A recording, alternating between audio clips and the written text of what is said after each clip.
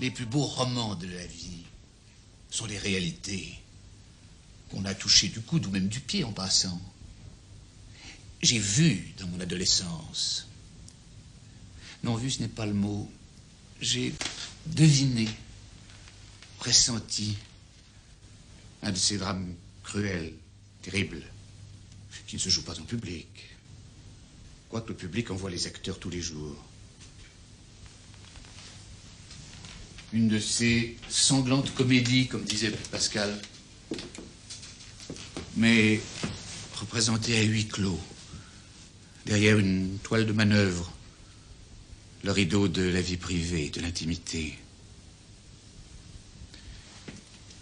Ce qui sort de ces drames cachés, étouffés, que j'appellerais presque la transpiration rentrée, et plus sinistre, et d'un effet plus poignant sur l'imagination et sur le souvenir que si le drame tout entier s'était déroulé sous vos yeux.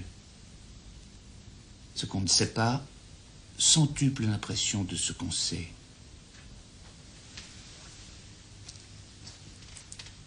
Me trompais-je? Mais je me figure que l'enfer, vu par un soupirail, devrait être plus effrayant que si d'un seul et planant regard on pouvait l'embrasser tout entier. Empêche les mamans de nous dire ces atroces histoires qui font frémir. Oh, je me tairai si vous le voulez, mademoiselle Sibylle. Sibylle n'a pas la prétention, que je sache, d'imposer silence à mes amis. Si elle a peur, elle a la ressource de ceux qui ont peur. Elle a la fuite. Elle peut s'en aller.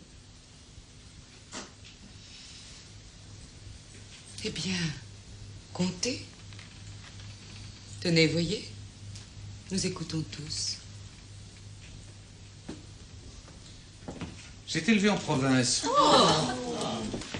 Mon père habitait près d'une petite ville, bon, qu'on reconnaîtra. Quand j'aurais dit qu'elle est, ou du moins qu'elle était, dans ce temps, la plus profondément et la plus férocement aristocratique de France. Hors de son sein, cette noblesse pure, comme l'eau des roches, ne voyait personne. Comment voulez-vous, disait-il, que nous voyions tous ces bourgeois dont les pères ont donné des assiettes aux nôtres? Ils se voyaient donc entre eux et ne voyaient qu'eux. Et quelques Anglais. Car les Anglais étaient attirés par cette petite ville qui leur rappelait certains endroits de leur comté. Ils l'aimaient pour son silence, pour sa tenue rigide, pour l'élévation froide de ses habitudes. Ici, la démarcation était si profonde, si épaisse, si infranchissable entre ce qui était noble et ce qui ne l'était pas, que toute lutte entre la noblesse et la rupture était impossible.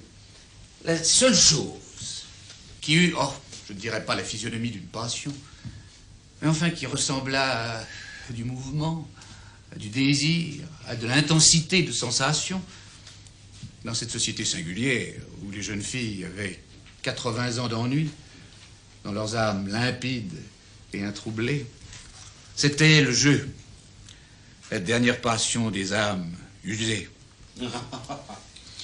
Le whist, qu'ils avaient jeté pour le combler dans l'abîme sans fond de leurs jours vides.